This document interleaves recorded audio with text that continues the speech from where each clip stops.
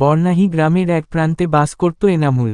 বছর ৩৭ এই কৃষক মানুষটি সারা জীবন মাটির সাথেই লড়াই করে এসেছে। এ বছর তিনি নিজের একমাত্র জমিটুকুতে পাট চাষ করেছিলেন।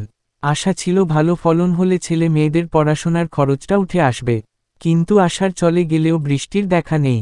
মাটি ফেটে চৌচির, পাট গাছগুলো যেন কাঁদছে জল না পেয়ে। এনামুল চাষির চোখেও তখন শুকিয়ে যাওয়া জমির মতোই একরাশ হতাশা। প্রতিদিন সকালে জমিতে যান, গাছের দিকে চেয়ে দীর্ঘশ্বাস ফেলেন। একদিন হঠাৎ সকালবেলায় আকাশে কালো মেঘ জমে উঠল। বিকেলের দিকে শুরু হলো একটানা মুষলধারে বৃষ্টি। এনামুল চাষি দৌড়ে গেলেন তার পাটের জমিতে। চোখের সামনে মাটিতে জল জমেছে, গাছগুলো যেন নতুন প্রাণ ফিরে পেয়েছে। সে দিনের সন্ধ্যায় চাচার চোখে ছিল অন্যরকম এক ঝিলিক। রান্নাঘরে চুলার পাশে বসে তার স্ত্রীকে বললেন, আল্লাহ রহম করল রে, এবার পাট ঘরে তুলতে পারব, ইনশাআল্লাহ।